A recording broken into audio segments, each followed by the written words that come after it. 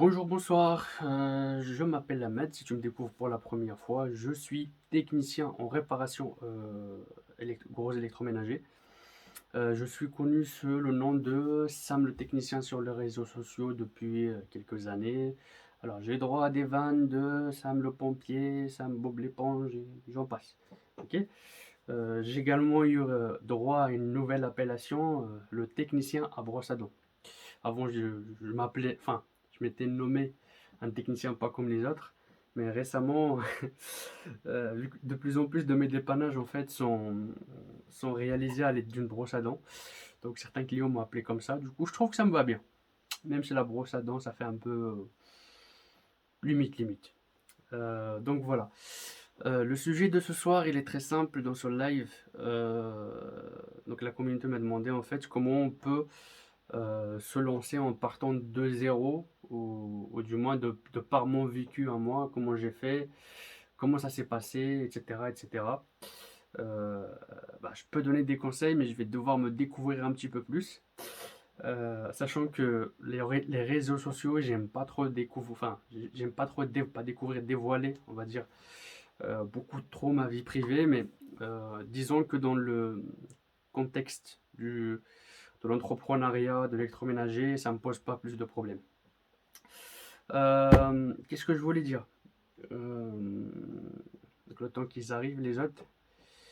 Oui, bonjour Julien, bonjour user, avec des numéros, je sais pas qui c'est. Ah oui, pardon, bonsoir, effectivement. Il faut dire bonsoir à cette heure-ci. Je sais pas si moi ou si c'est lui qui est trop bas. Donc, on va attendre que les autres arrivent. Ouais, merci pour les partages de live. Euh, euh, euh. Donc j'avais noté en fait les deux questions que vous m'aviez demandé la dernière fois, à savoir comment faire pour se faire un portefeuille client et comment euh, et que faire quand on se fait copier par la concurrence. Enfin bref, ça, c'est une seconde question. Je sais pas si j'aurai le temps d'en parler, ça dépend de vous aussi dans ce live. Autrement, je la traiterai au prochain live.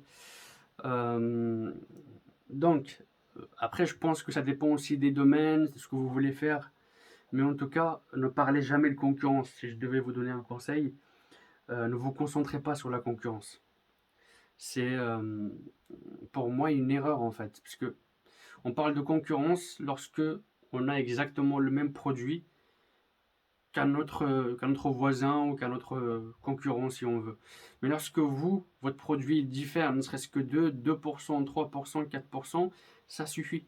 Beaucoup de fois, ça se joue juste sur les détails. Donc vous ne pouvez pas parler de concurrence en n'ayant pas le même modèle économique, le même concept. Vous voyez ce que je veux dire? Euh, donc voilà. Je regarde mes notes, hein. Euh, donc comment je fais pour trouver des clients? Euh, alors, il existe différentes façons de pouvoir faire ça au tout début, à commencer par le bouche à oreille. Ça fonctionne super bien. Et même aujourd'hui, moi, très sincèrement, beaucoup de mes clients, c'est du bouche à oreille. Il n'y a pas de... comment il s'appelle? Je fais pas de la pub sur... comment il s'appelle? Sur YouTube ou Facebook ou je sais pas quoi. J'investis pas des milliers d'euros là-dedans. En sachant que de toute façon, moi, mes services sont pas scalables pour l'instant. Alors, ce qu'on appelle scalable, c'est en gros pouvoir vendre exactement la même chose à plusieurs centaines de personnes en même temps. Donc, moi, je peux pas. Je peux intervenir chez 5 personnes par jour. 4 à 5 personnes s'ils sont pas trop loin. Mais pas plus. Donc, il n'y a pas trop l'intérêt en fait de faire une grosse pub, une grosse compagnie de pub. Après, lorsqu'on démarre, c'est ce qui marche le mieux, c'est vraiment le bouche à oreille. Euh, ouais. Bonsoir à tous. Oui, bonsoir. Bonsoir les modos. Qu'est-ce que je voulais dire? Oui, si jamais il y a des haters et tout, voilà quoi, ne faites pas attention à eux, d'accord? Euh, on accorde son temps et son attention à des choses qui sont intéressantes, qui vont vous apprendre des choses. Les pollueurs, vous oubliez, ok? Donc, pour ma part, en fait, lorsque je me suis lancé dans l'entrepreneuriat, qu'est-ce qui m'a donné le coup de masse? Alors, je vais vous raconter une petite histoire courte que j'aime bien raconter à mes clients lorsque j'ai le temps. Il y a quelques années, lorsque j'ai été à Montpellier, j'ai été chez un client.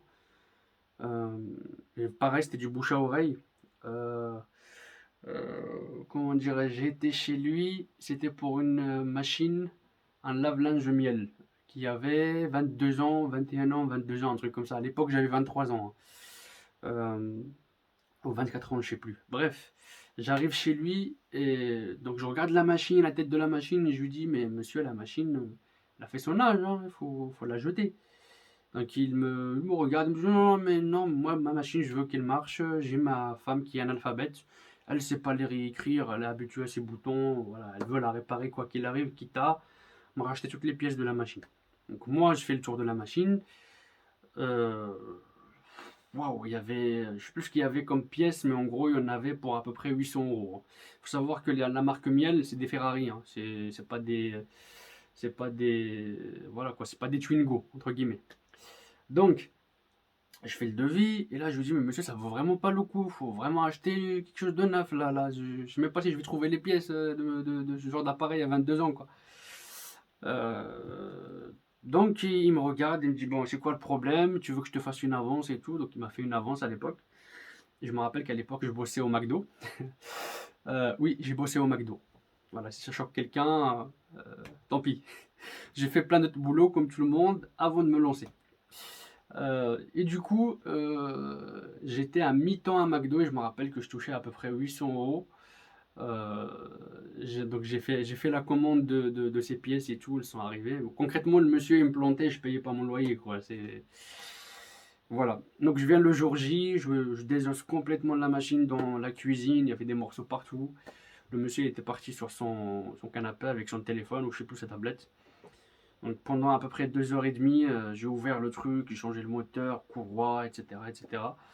Je remonte le tout, j'appuie sur le bouton, ça marche. Et là, il vient, il me regarde, il me fait alors ça marche? Je dis bah oui. Et comment dirais-je? Il me dit ouais, j'ai une question à te poser. Parce que voilà, il tutoie. J'ai dit je vous écoute. Et là, il me dit qu'est-ce que tu fais à McDo?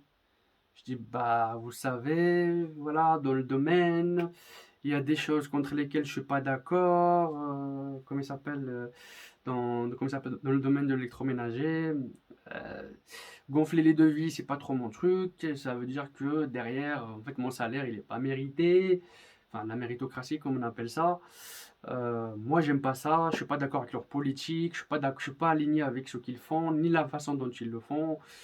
Euh, pour moi, en fait, voilà quoi. Il faut que je trouve un autre domaine ou autre chose.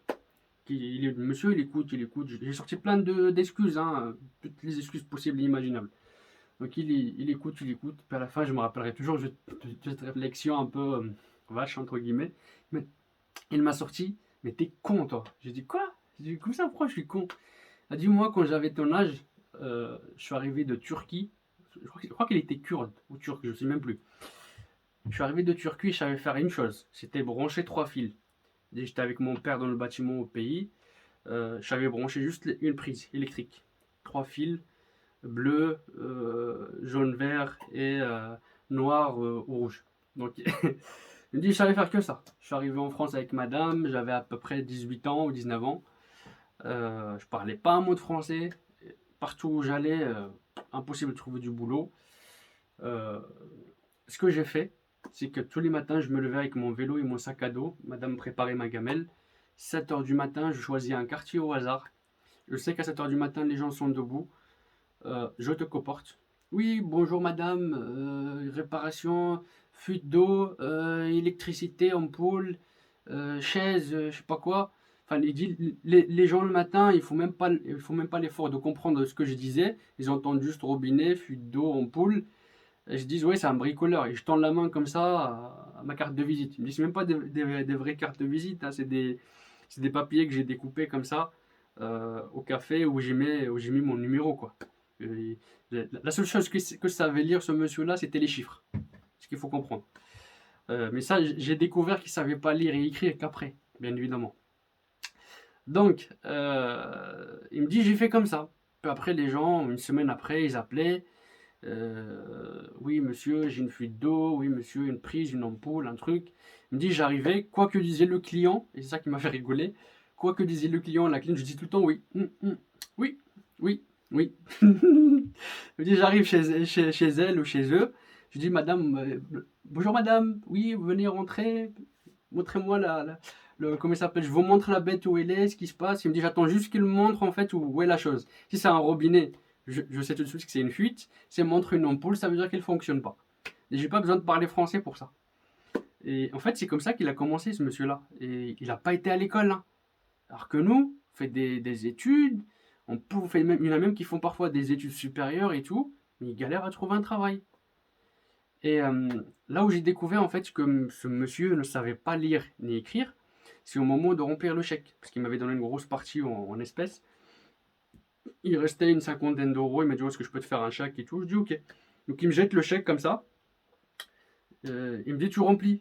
Je dis, bah non, c'est votre chèque. Je vais quand même pas remplir votre chèque. C'est pas possible. Euh, il me dit, si, tu vas remplir. Je fais, ah, c'est votre chèque, vous remplissez. Il dit, non, non, moi je sais pas lire, hein. Et là, je me rappelle, j'avais un tournevis, une pince, tout ce que j'avais dans les mains. Je tombais par terre et je lui dis, mais attendez, tout à l'heure vous me donnez des conseils pour me lancer, etc., etc. Mais en fait, vous savez même pas lire et écrire. Et là, il me regarde, il me dit, bah ouais, je trouve des gens qui savent lire et écrire et compter, je les paye. Où est le problème?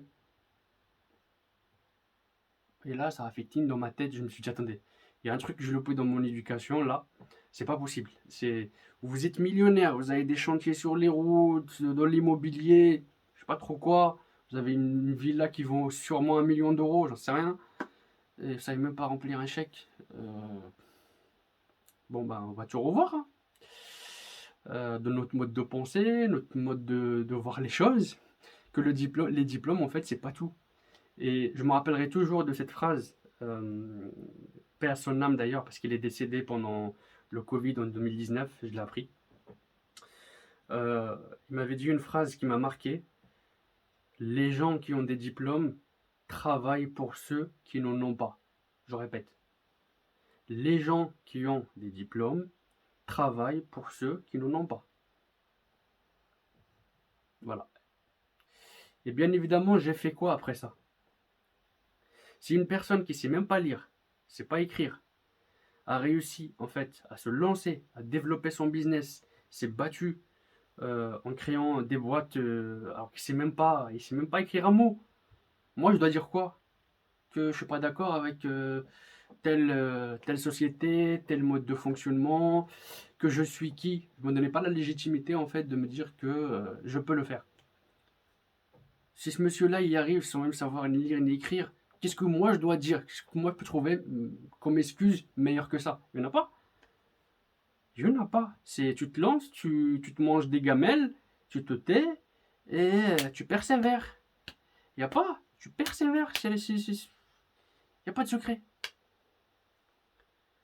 Et bien évidemment, ce que j'ai fait une semaine après, j'ai acheté un vélo. Euh, J'avais pas beaucoup d'outils, j'en avais encore quelques-uns, il m'en manquait encore des outils. Je suis allé en acheter, des tournevis, des pinces, des machins. Donc en gros, pour vous dire, ce métier-là, moi je suis pas arrivé comme ça avec, comment dirais-je, avec un apport, parce que beaucoup de gens disent souvent, ouais, mais tu sais, pour lancer tel projet, il faut avoir un apport de temps et temps, où est-ce que je vais trouver l'argent? Souvent, c'est l'excuse la plus courante, c'est il faut un apport, il faut l'argent pour se lancer. C'est faux, complètement faux. Vous pouvez commencer avec ce que vous avez, avec un Kleenex, si vous voulez. Ou alors la vente de paquets de Kleenex, j'en sais rien, c'est un exemple. Moi, j'ai commencé avec 4 tournevis, un sac à dos et un vélo. Je vais dire, c'est quoi le problème? Derrière, je fais le premier client, le second, le troisième, le quatrième, le cinquième. Cet argent-là, je le réinvestis automatiquement. Je ne cherche pas à gagner de l'argent au début. J'essaie j'essaie de m'organiser. Donc derrière, on achète une voiture, on achète une plus grosse caisse à outils avec des outils professionnels, etc., etc. Une fois qu'on a tout ça, ben là, on peut parler rentabilité. Mais pas avant. Donc en fait, c'est comme ça que moi j'ai commencé, très sincèrement. C'est vraiment sac à dos, tram. Je rentrais avec mon vélo dans le tram, je me rappelle à Montpellier. pour les gens qui étaient trop loin, j'y allais comme ça, quoi. Après McDo, je sortais de McDo. euh, j'ai réussi même à m'arranger à un moment donné pour vraiment pousser ça à sa limite, entre guillemets.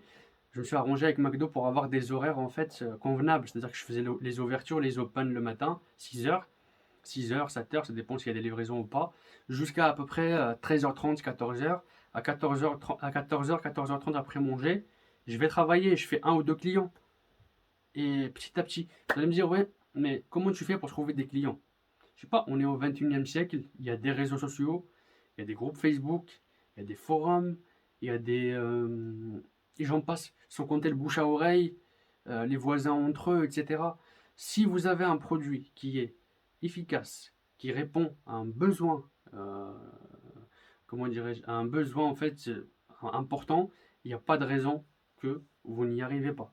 Alors, au début, vous allez lancer un premier concept, il va pas trop plaire, il y en a qui va plaire, d'autres pas du tout, etc. C'est pas très grave. Personne ne vous dit de lancer un produit parfait. Mais il faut lancer quelque chose, puis l'améliorer au fur et à mesure. Tous les entrepreneurs du monde vous diront ça. Ils ne lancent pas du premier coup. euh, oui, désolé, je ne regarde pas en fait la caméra parce que je regarde l'écran, je regarde en même temps ce que vous écrivez, ce que vous dites. Donc c'est normal que je ne regarde pas directement la caméra. Il y a mon PC devant. Je disais quoi? Personne ne vous dit de lancer un produit parfait. Ça n'existe pas. Ne lancez pas de produit parfait. Personne ne vous demande d'être parfait. Vous lancez un truc, puis vous l'améliorez au fur et à mesure. C'est aussi simple que ça. Qu'est-ce qu'elle a dit, Mathilde? Oui, c'est pour ça que moi je vous parle en fait de ce que moi je maîtrise. D'accord? Je peux pas parler de quelque chose que telle société, tel machin a fait. Moi je vous dis juste par rapport à mon expérience personnelle, j'ai commencé comme ça. J'avais des tas d'excuses au début aussi, j'avais oui, mais je suis qui moi? Mais en fait, on apprend on apprend à savoir qui on est à force en fait d'avoir des satisfactions clients. Vous avez des clients parfois, ils s'attendent, limite ils tremblent lorsque un technicien arrive chez eux euh, et qu'il y a une machine en panne avec une tonne de linge qui attend. Ils sont comme ça au moment où il va leur annoncer en fait ce qui ne va pas sur la machine. Alors que très souvent en fait c'est des gadgets qui tombent en panne, c'est pas non plus la mort quoi. Et souvent ils sont surpris. Oh, vous êtes sûr, vous ne me changez pas de pièce? Vous êtes sûr il n'y a pas de devis? Vous êtes sûr il n'y a pas de... Bah non, je sais pas, non. Ah bah c'est une première. Oui. Et vous croyez que ce genre de personne là qui est ultra satisfait, qui vous voit, vous êtes honnête, vous êtes, comment dirais-je, vous êtes, comment dirais-je, vous incarnez ce que vous faites. C'est important ça. Vous incarnez ce que vous faites et ce que vous dites et la manière dont vous expliquez les choses qui euh, parle au client. Il faut aussi, par exemple, moi dans mon domaine, il y a des trucs techniques, mais j'essaie toujours en fait de déconstruire ça pour le rendre ultra simple et ultra facile à comprendre par un gamin de 10 ans, de 9-10 ans. Si vous êtes capable d'expliquer votre produit à un gamin de 9-10 ans, un adulte pourrait le comprendre aussi. Mais le truc trop technique, ça fait mal à la tête aux gens, ils aiment pas. À un moment donné, ils décrochent. Donc voilà, comment faire pour trouver des clients? Commencez par, vous avez tous un profil Facebook, vous avez tous un, comment dirais-je, Instagram, vous avez tous, comment dirais-je, voilà, des réseaux sociaux, LinkedIn et j'en passe. Vous avez tout ça avec des amis, des faux amis la plupart du temps, trop dans le paraître. Faut pas hésiter en fait à se découvrir, d'accord? Vraiment à sortir dans le terrain à découvert et à dire qui vous êtes. Il y a même, moi je recommande même pour certains clients par exemple qui sont, parce qu'il y en a beaucoup en ce moment malheureusement qui perdent leur emploi, je leur dis franchement les structures comme boîte d'intérim, Pôle emploi et j'en passe, ça ne fonctionne pas. Euh, Posez une annonce sur votre profil et demandez à ce que vos amis, c'est vraiment vos amis, ben, ils vont partager. Mais si c'est juste des touristes qui sont là, regardez la photo, je sais pas moi, au bord de la rivière avec un chien, ou alors des habits, je sais pas quoi moi. Ça veut rien dire, ça sert à rien. Ça, c'est du paraître, d'accord? Mais quand on veut du concret, eh ben, autant utiliser ça, en fait, c'est une arme, ça. Pour trouver un travail, pour se faire connaître, partager des astuces, des petites choses qui peuvent servir aux gens. Et derrière, ça renforce votre crédibilité, comment dirais-je, ça, c'est que du positif, d'accord? Donc, moi, j'ai commencé comme ça. C'était des groupes Facebook. À l'époque, je me rappelle, c'était à Montpellier. Euh, toutes sortes de groupes. Toutes sortes de groupes, en fait. Vous allez chez un client, vous avez un client aujourd'hui, vous lui rendez service, vous réparez sa machine. Lui, il est inscrit à 40 groupes Facebook. Il suffit qu'il voit une annonce passer, un problème de machine ou autre, automatiquement, vous allez avoir que le premier, il va être là à dire, il faut appeler telle personne, vous ne trouverez pas mieux. Donc, en général, quand c'est comme ça, on arrive chez le client avec la publicité déjà faite. On n'a plus rien à prouver en fait, puisque la personne a déjà expliqué, a donné le profil. Donc ils sont allés voir ton profil Insta, ils sont allés voir ton profil Facebook, ils sont allés voir ta chaîne YouTube si tu en as une. Ils savent qui tu es déjà et comment tu fonctionnes. Donc quand tu arrives, tu es déjà à l'aise, tu es zen, tu es en confiance. On va dire à peu près à 70-80%.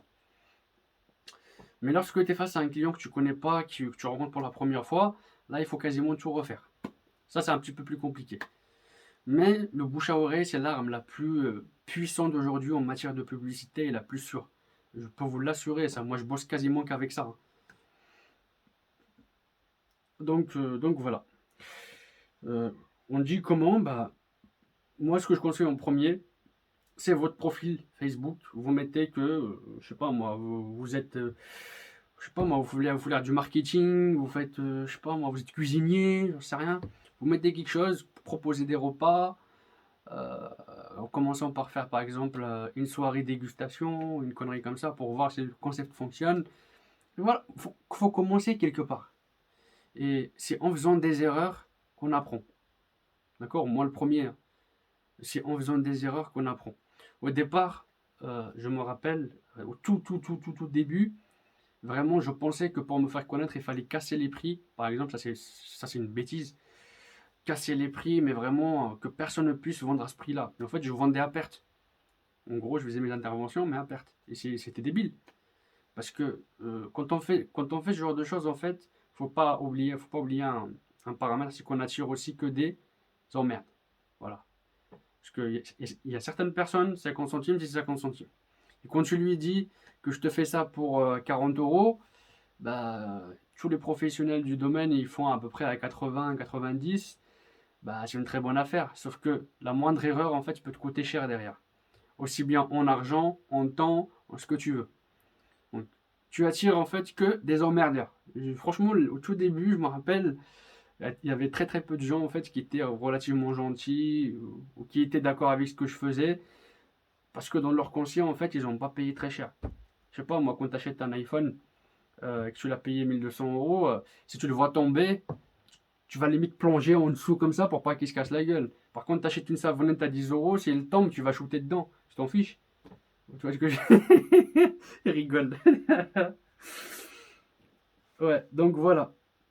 Euh, de mon vécu à moi, en fait, c'est le bouche à oreille. Jusqu'à aujourd'hui encore, c'est ce qui fonctionne le mieux. Je l'ai fait à Montpellier, je l'ai refait à Paris. Euh, il n'y a pas mieux pour moi. Si vous avez un concept que vraiment vous êtes sérieux dans ce que vous faites, que vous incarnez ce que vous faites et que ça a vraiment un impact, c'est ça le plus important, ça a un impact sur vos clients, il n'y a pas de raison. Chaque client, il a une mère, une soeur, une tante, une cousine, je sais pas moi, je parle de mon cas, hein. Et ça va très vite, limite ça allait beaucoup plus vite que ce que moi je pensais. D'accord? Parce qu'il y a, avant de lancer un concept, il y a ce qu'on pense et ce qui se passe. Il y a toujours des années-lumière de différence, hein. Donc, je sais pas si il est killer parce que j'ai aussi des trucs à faire après. Euh, ok. Attendez, juste brancher mon PC. Il va s'éteindre. Ok. Donc, maintenant, je vais répondre à cette question. Enfin, si vous le voulez, hein, vous me dites, hein. Que faire quand on se fait copier, par exemple? vous faites copier votre offre, votre, je sais pas moi, votre concept si vous voulez, ou peu importe. Dites-moi si vous voulez qu'on en reparle une prochaine fois, on en reparle une prochaine fois. Juste pour pas faire que le live soit trop long.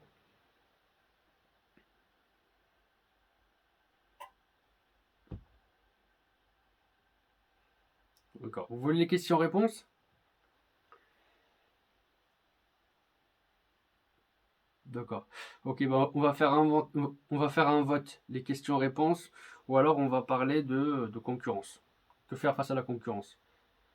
Alors, questions-réponses, mettez des 1, et traitez le deuxième sujet là dont j'ai parlé, mettez 2.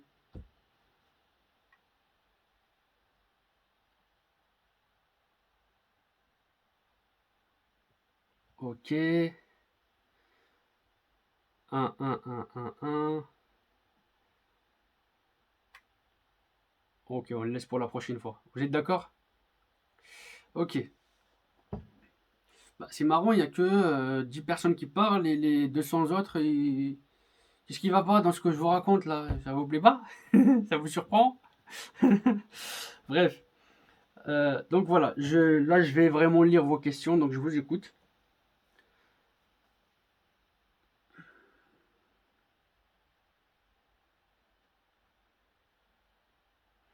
Alors, Fabien du Nord, qu'est-ce qu'il dit? Attends, je remonte.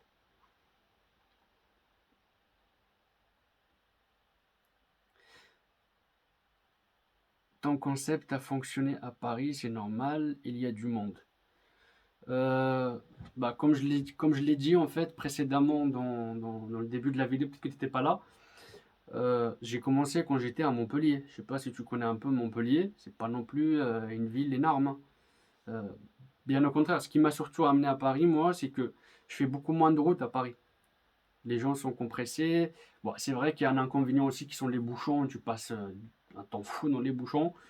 Mais Montpellier, je faisais vraiment beaucoup de routes. En allant chez un client à un autre, c'était trop compliqué en fait de pouvoir regrouper tout le monde dans un secteur, par exemple, soit le nord, soit le sud, soit l'est, soit l'ouest. C'est compliqué. En sachant que moi, je passe vraiment beaucoup trop de temps chez le client entre la réparation, la partie formation, la partie conseil, etc. Je passe vraiment pas mal de temps. Donc non, j'ai commencé à Montpellier, hein. Ça c'est la preuve que c'est là-bas que j'ai validé le concept. Et là, je me suis dit, bon, bah, tant qu'à faire, je vais repartir dans la région parisienne parce qu'il y a plus de monde et puis il y a plus de marché, tout simplement.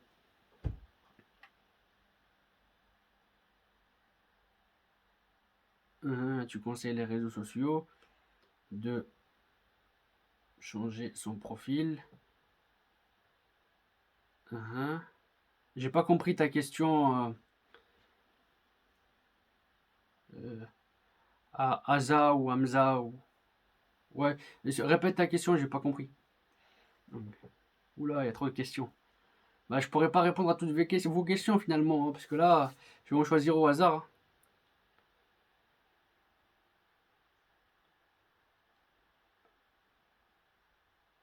Tu dis qu'il faut pas d'apport, mais tout dépend des domaines. Par exemple, lorsqu'il faut lancer un, un concept, un produit qui a besoin d'acheter les matières premières,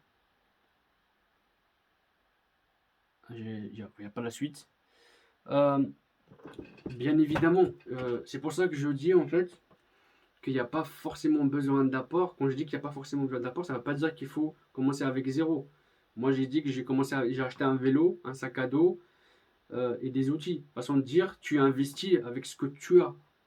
Euh, Si vraiment ton concept à toi, il demande d'avoir un apport de, je sais rien, moi je vais dire une connerie, je connais pas ton domaine, un apport de 5 000 euros, bah, tu fais le tour de la famille. T'empruntes 500 par là, 600 par là, de l'argent qui dort sur le livret A, tu récupères ça et tu te lances. Bah, tu me diras, oui, mais bah, c'est toujours mieux que de faire un crédit ou autre. Alors, j'ai rien contre les crédits, hein. Enfin, du moins, j'ai rien contre les personnes qui sont amateurs de crédit, mais moi, j'aime pas tout ce qui est crédit.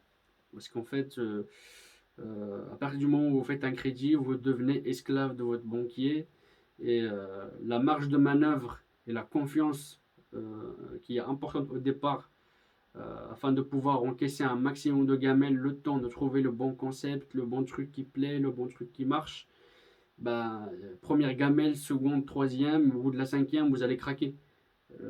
Pourquoi? Parce qu'il y a aussi la pression des sous. Parce que vous avez la pression de l'argent, c'est beaucoup plus compliqué. Voilà. Donc, pourquoi je dis ça? Parce que pour moi, en fait, c'est le. Enfin, c'est comme, comme me l'a dit ce monsieur, j'arrive pas à prononcer son nom en kurde, en turc. Euh, J'arrive jamais à le prononcer. Bref. Ce monsieur m'avait dit aussi autre chose, et je me rappellerai toujours de ça. Il m'avait dit que toi, tu penses que c'est l'argent qui fait le projet, en gros, un apport, etc. Mais en fait, c'est le projet qui fait l'argent. D'accord? Alors, il y a d'autres startups, d'autres domaines en fait où ils font des levées d'argent, des levées de fonds, un truc participatif, etc., etc. Personnellement, j'ai jamais testé, donc je peux pas vous en parler, mais je peux vous parler en fait de ma situation moi en commençant de zéro. En gros, qu'est-ce que c'est que zéro? Ce que j'avais sur mon compte, je l'ai sorti en ayant un travail à mi-temps à McDo et j'ai démarré comme ça. Ok? Ça ne veut pas dire que c'est impossible. L'impossible n'existe pas. L'impossible, c'est dans la tête. Je sais pas si j'ai répondu à ta question. Euh, Comment tu faisais pour les frigos à l'époque, étant donné que ça se répare aussi avec du gaz et du... C'est vrai, très bonne question. Bah, c'est très simple. Euh, je posais deux, trois questions en fait pour essayer de sonder, entre guillemets, le genre de panne que c'est. Si j'évalue en fait que c'est un problème de gaz, je dis tout simplement au client à l'époque que je faisais pas les frigos, que j'avais pas le matériel qu'il faut. Faut pas, voilà, personne ne vous demande d'être parfait, ok? Faites ce que vous savez faire le mieux. N'essayez pas de faire quelque chose que vous ne maîtrisez pas. Euh, Ça m'est arrivé de penser que je pouvais réparer un frigo à l'époque alors que j'avais pas le matériel qu'il faut. Euh, et d'arriver chez le client et remarquer par exemple que le moteur était mort, qu'il fallait changer le moteur et refaire une recharge de gaz. Tirer à vide pardon d'abord et après mettre la recharge de gaz. Et ça, j'avais pas les moyens de le faire. Donc concrètement, je disais au client, bah écoutez, d'après mon diagnostic à moi, le moteur il est mort, il faut le changer. Il faut par la même occasion en fait faire une recharge de gaz. Ça va vous coûter à peu près de temps. Euh, Malheureusement ça, je n'ai pas le matériel pour le faire. Vous savez, être honnête, ça va dans les deux sens. Hein. Quand vous ne savez pas faire quelque chose, il faut le dire. Ne vous lancez pas dans des trucs en inventant des histoires comme ce que font la plupart des professionnels. Tout ça pour paraître je suis pro, je suis le meilleur. Moi, je dis souvent à mes clients, je suis parfaitement imparfait. Il m'est arrivé aussi, et encore aujourd'hui, ça m'arrive encore aujourd'hui, en fait, de faire des diagnostics complètement faussés. Pourquoi? Parce qu'il suffit d'une petite erreur quelque part, bah, ça fausse ton diagnostic. Et pourtant, tu as passé du temps à vraiment vérifier point par point, mais une panne peut en cacher une autre. Et on est humain. On est certes des professionnels, mais ça ne veut pas dire qu'on est ultra parfait. Ça n'existe pas. Ok? Donc ça aussi, il faut le mettre en avant. Vos défauts, si vous avez peur de vous faire attraper dessus par les clients, parce qu'il y a certaines personnes qui ne regardent que le défaut chez les gens, bah, vous les dégueulez dès le départ. Je suis comme ci, je suis comme ça, j'ai pas ci, j'ai pas ça. Comme ça, il n'y a plus de questions. Voilà, vous êtes aligné, vous êtes bien. Mais moi, c'est ce que je faisais. Hein. Je disais, bah, je suis désolé, il va falloir appeler comment ça s'appelle, un professionnel qui, lui, fait du froid. Moi, malheureusement, pour l'instant, je n'en fais pas encore. C'est prévu pour début de l'année prochaine ou je ne sais pas quoi. Parce que tout simplement, faut le savoir, le matos les frigos, c'est quand même 4500, 4000 à 4500 €. La station de charge, tout ce qui est sac de récupération de gaz, le gaz en lui-même, tout ça, c'est pas donné. Donc, quand on débute, sortir 4500 balles, 4 briques et demi, ça fait mal. Je sais pas si j'ai répondu à ta question. Bon, on passe à la suivante.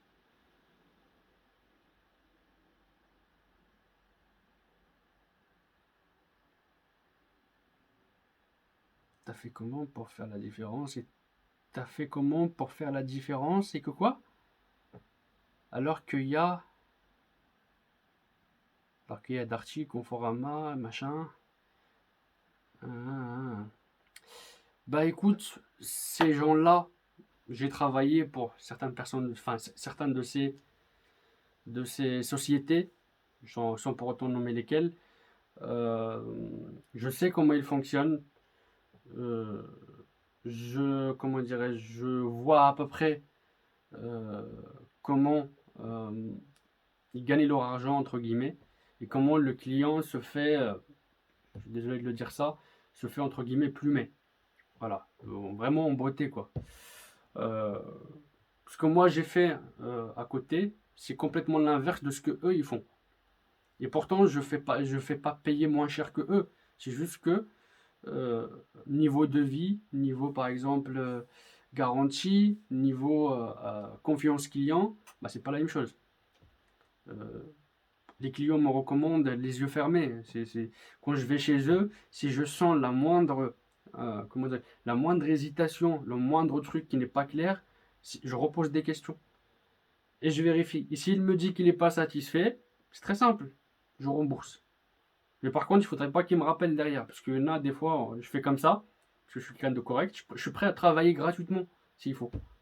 Donc quand tu fais ce genre de choses, bah, le client, il a plus un truc, enfin, même les brebis galeuses, comme je les appelle pour certaines personnes, il n'a plus un truc auquel il peut s'accrocher et dire ouais, t'es un arnaqueur, ou non, t'es pas satisfait, c'est simple, je rembourse. C'est le problème.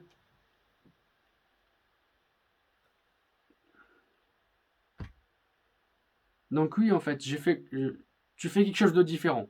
Et dis-toi bien une chose, lorsque tu fais un truc qui existe déjà et que tu le revisites, un peu comme une recette de cuisine, tu le fais à ta façon et que c'est meilleur et que le marché l'accepte mieux et que tu arrives à mieux te faire connaître et à avoir des clients et à travailler, etc.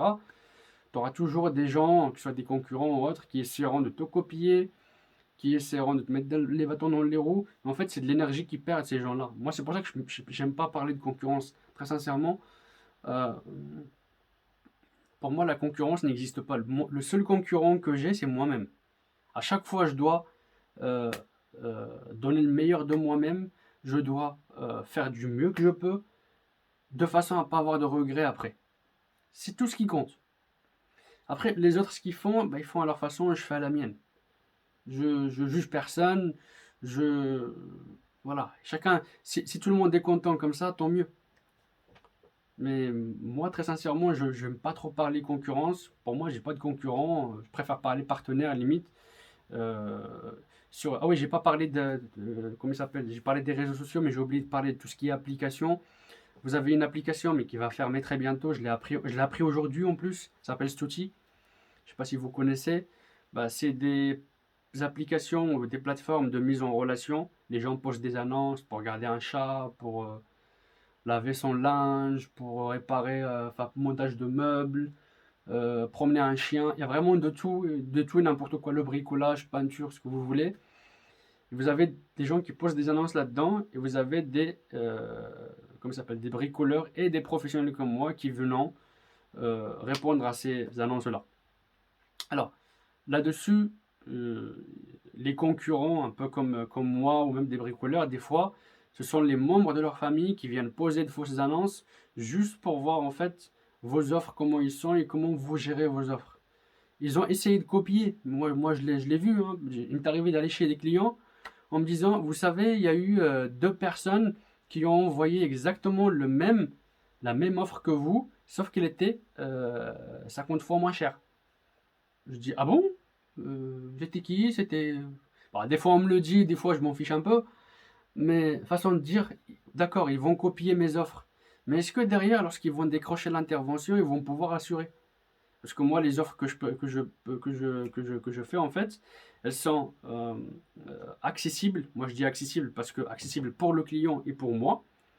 Si moi, je suis rentable d'un point de vue tarif, j'ai pas besoin, en fait, de faire de devis abusifs pour rattraper le manque à gagner. Je sais pas si vous voyez ce que je dis.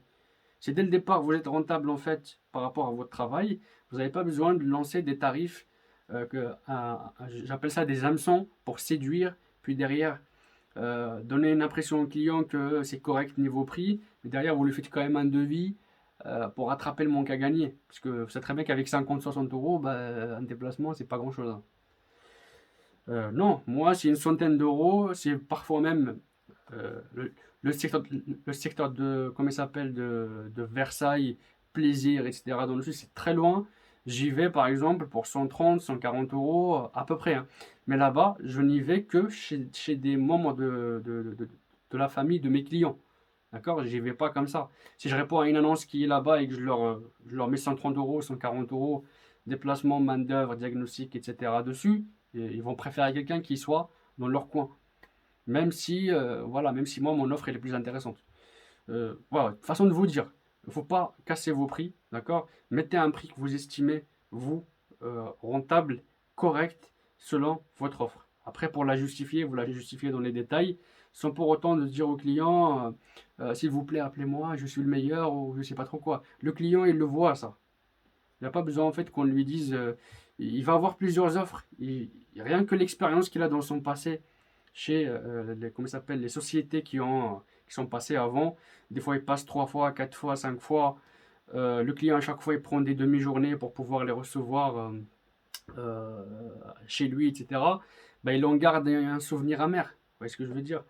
Et rien que ça, déjà, en fait, le fait de lui proposer quelque chose de différent, il y a plus de chances, en fait, qu'il vous appelle vous, tout simplement. Et donc, pour revenir à ces gens-là qui copient vos offres, qui copient votre concept, laissez-les copier. Vous occupez pas d'eux. Occupez-vous de vos offres, de la valeur ajoutée que vous ajoutez à vos offres et à tout ce qui impacte l'impact que vous avez sur vos clients. C'est ça le plus important. La concurrence, ils veulent copier, ils veulent essayer des choses qu'ils essayent. Vous, concentrez-vous sur votre concept. Laissez-les copier une fois qu'ils vont être chez le client. Ce qui est écrit sur l'offre, ils ne vont jamais pouvoir le faire comme vous, c'est impossible. Parce que vous, vous incarnez ce que vous faites. Et aussi ce que vous êtes. Qu'est-ce qu'il a dit? Ah, tu l'as viré. Bon, bah, c'est pas grave. Oui, je suis chauve, oui, je suis chauve. C'est ça qu'il a dit? Je suis chauve, je suis barbu, je suis tout ce que tu veux. Ah, ouais, je sais que je parle trop parfois selon les questions. Euh, ouais, je vais en prendre une dernière hein, parce que là je commence à fatiguer aussi.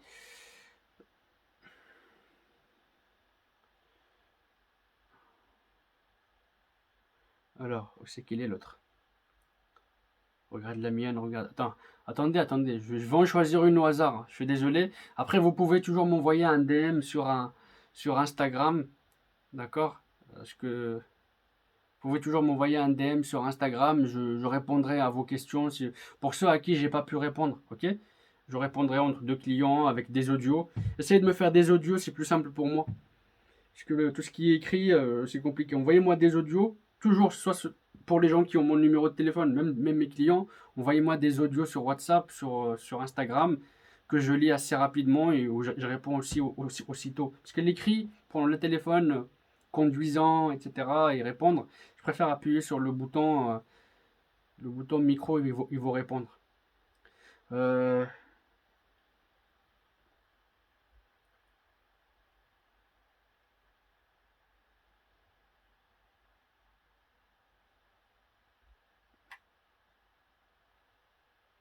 comment s'appelle ta société?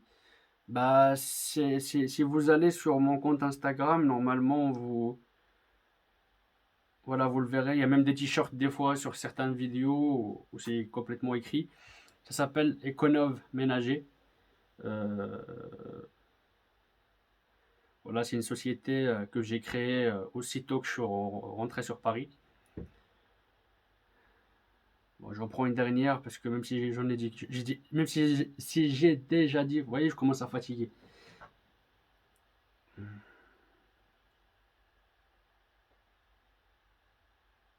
Est-ce que tu conseilles de faire un business plan? Non, non. Franchement, c'est des bullshit tout ça. Pour moi, c'est une perte de temps en fait de comment dire de se lancer dans tout ce délire là de business plan, business machin. Lancez-vous. Vous avez une idée, vous savez que ça plaît, vous l'avez testé autour de vous, vous savez que le concept peut plaire. De toute façon, le meilleur moyen de savoir si quelque chose va marcher ou plaît ou pas, alors le cercle familial, parce que voilà, c'est de la famille, bah, ils vont jamais te donner un avis objectif en fait. Parce que ouais, demande à ta maman elle va te dire oui, c'est bien mon fils. Même si c'est pas bien, elle va te dire que c'est bien. Il faut toujours demander à des gens qui sont dans le cercle, je vais pas dire très proche, mais moins proche. Voilà, pour avoir un avis beaucoup plus objectif, avoir un avis critique, entre guillemets. Parce que la critique, c'est ce qui permet d'améliorer le produit. C'est à savoir, hein. La critique, c'est ce qui permet d'améliorer le produit. Si un client vous dit que votre truc c'est de la merde, vous lui dites merci. Voilà. Merci. Donc, quand vous dites la merde, c'est. Et là, je vous assure que c'est un trésor. En général, si c'est pas un haters, c'est un trésor. Il va vous dire, bah ça par exemple, ça va pas, moi j'ai besoin de ça, je comprends pas pourquoi vous voulez faire ça alors qu'il y a ça. Et ça, dans votre tête en fait, même si vous n'avez pas de stylo sur le coup, vous devez enregistrer. Et mettre un petit peu l'ego de côté. Ouais, mais moi mon produit, comment il peut me dire ça? C'est le client qui juge, c'est pas toi. Toi, tu fais quelque chose que tu penses être bien, mais c'est toujours le client qui a le dernier mot. Si ça lui plaît pas, ça lui plaît pas. Tout ça. C'est soit tu l'améliores, soit tu changes complètement d'idée. C'est simple.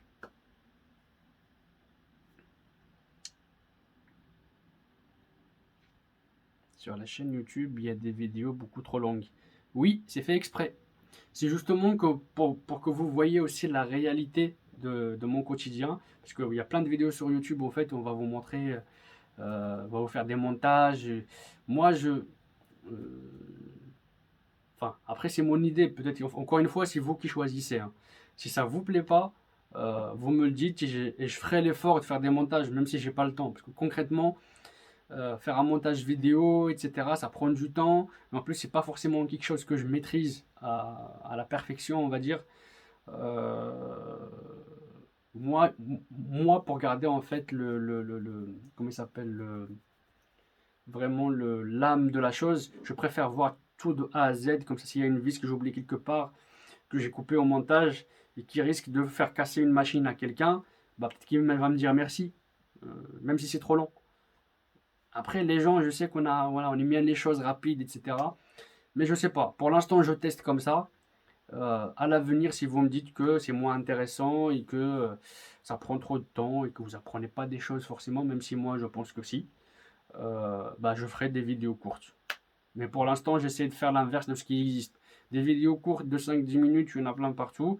Et pourtant, j'ai des clients, des fois, ils ont le bon modèle, le même modèle que sur la vidéo, et ils font de la casse. Pourquoi? Parce qu'il y a des choses qu'on ne leur dit pas dans cette vidéo, à laquelle il faut faire attention. Un clip, un machin, un tuyau, il casse, il pète, et ben voilà. En plus de la pièce qu'ils ont achetée, mais il faut aussi changer une autre pièce. Mais enfin, c'est pas très grave, hein, c'est comme ça qu'on apprend, entre guillemets. Mais c'est juste une façon de vous dire. Donc voilà, c'est pour ça que c'est trop long, c'est très long en fait. Comme ça, vous voyez les galères que j'ai, la façon dont j'essaie de démonter les choses, les explications que je donne, etc., etc. Après, si, encore une fois, c'est le public qui choisit. Voilà, donc pour les autres, je suis désolé si j'ai sauté vos questions. Euh, Envoyez-moi les en DM, d'accord? J'essaierai encore une fois, essayez de m'envoyer des audios, s'il vous plaît. Si vous voulez vraiment que je réponde rapidement, envoyez des audios, c'est plus simple pour moi. Et moi, je pourrais répondre aussitôt, ok? Donc, prenez soin de vous. Euh, S'il y a des gens parmi vous qui hésitent à se lancer, etc., arrêtez de vous poser des questions, d'accord? Entre en fait comment ça s'appelle, l'imaginaire qu'on a de quelque chose et la réalité qu'on vit vraiment, il y a souvent des années-lumière de différence.